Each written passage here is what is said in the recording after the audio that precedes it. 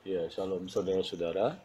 Hari ini kita akan mendengarkan sepatah kata dari Matius 2 ayat 19 sampai dengan 23. Perikopnya kembali dari Mesir. Demikian firman Tuhan.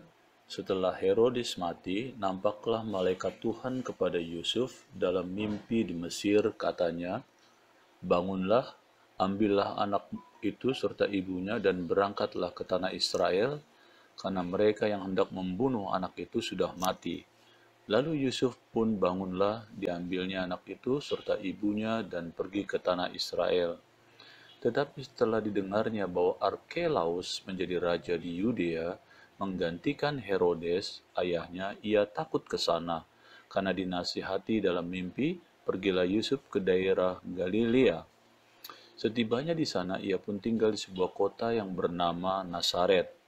Hal itu terjadi supaya genaplah firman yang disampaikan oleh nabi-nabi, bahwa ia akan disebut orang Nazaret.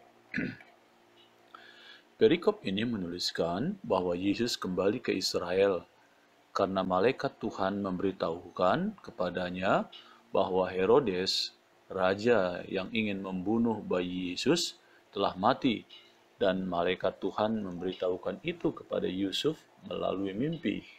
Tetapi dalam perjalanan Yusuf mendengar bahwa yang menggantikan Herodes adalah anaknya yang bernama Arkelaus, yang menurut Yusuf sama jahatnya dengan ayahnya Herodes, sehingga akhirnya ia mengurungkan dirinya untuk membawa Yesus dan ibunya ke tanah Israel dan menetap di kota Nazaret di daerah Galilea.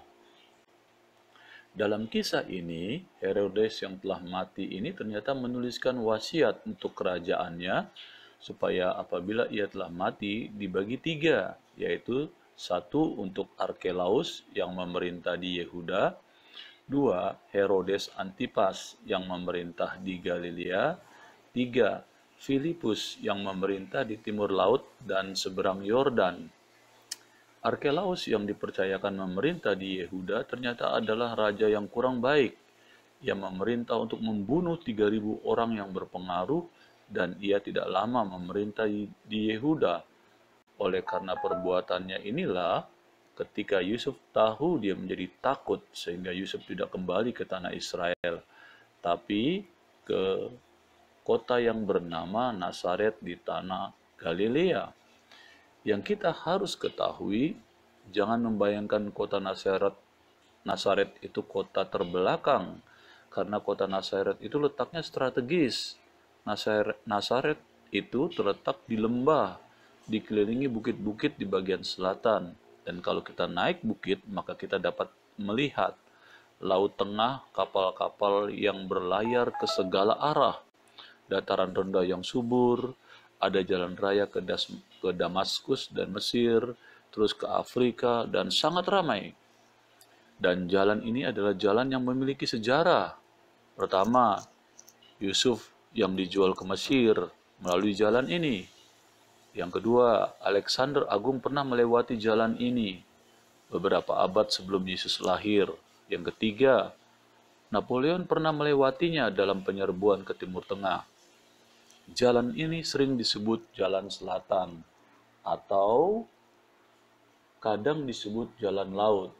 Jadi, kota Nazaret bukan kota terbelakang, dan Nazaret artinya gerbang masuk ke dalam dunia. Amin.